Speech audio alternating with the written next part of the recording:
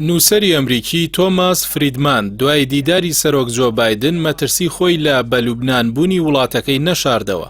ئەوە یەکەم جار نییە ئەمریکیەکان لە داهاتووی سیاسی وڵاتەکەیان نیگەرانن بە تایبەتی لە پرسی گەڕانەوەی گوتاری پۆپۆلیستی ترامپیزم. فریدمان لە وتارەکەیدا کە ڕۆژنامەی نیویۆرک تایمز بڵاوی کردووەتەوە باسی بانگێشتی هەفتەی ڕابردووی لەلایەن سەرۆک بایدنەوە دەکات بۆ فراوین. دەڵێت زۆر شتمان باس کرد بەڵام زۆربەی قسەکان بۆ بڵاوکردنەوە نین.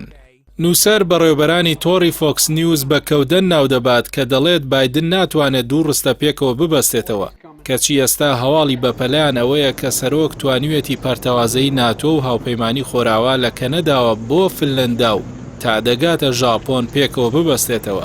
ئەوەش لە پێناوی یارمەتیدانی دیموکراسی نوێی ئۆکرانیا لە دژی هێرشی سەرۆکی رووسیا ڤلادیمیر پۆتین کە بە فاشی ناودەبات وەکو بڵێ ئەگەر ئۆکرانیا توانیوێتی زیانی کوشندە لە سوپای داگیرکەری رووسیا بدات ئەوە هۆکارەکەی بۆ مەشقکارانی سوپای ئەمریکا و گوێزانەوەی چەکی کاریگەرە بۆ ئەو وڵاتە بەبێ ئەوەی سەربازێکی ئەمریکی تێدا بکوژرێت.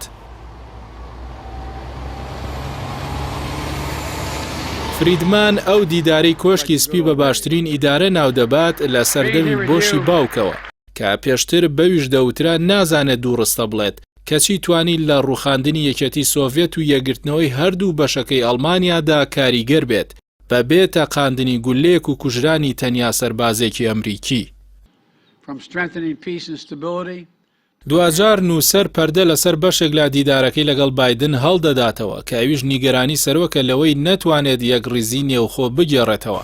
سەرەڕایەوەی توانیوێتی یەکڕیزی بۆ خۆراوایەکان بگێڕێتەوە. نەخشەکەی بایدن بۆ بەهێزکردنەوەی نێوماڵی ئەمریکیەکان لە باخچەی ساوایانەوە دەست پێ دەکات بۆ بەرهێنان لا نیشتەجێکردن و ڕێخستنی کاروباری پەنابەران و ڕوبەڕووبوونەوەی ئاکامەکانی گۆڕانی ژینگە. بۆ ئەو بەرنامە 10 ساڵەیەش بڕی 3 تریلیۆن و 500 میلیارد دۆلار تەرخان کراوە. فریدمان دەپرسێت ئایا بایدن دەتوانێت یەکڕیزی بۆ ناوخۆی وڵات بگێڕێتەوە؟ لە وەڵامدا نیگەرانی خۆی ڕادەگەێنێت چونکە لە دەستدانی ئاشتیانەی دەستا و دەستکردنی دەسەڵات دەبێتە هۆکاری لە دەستدانی هەموو شتێک و دەکەونە ناو ئاژاوی سیاسی و داراییەوە.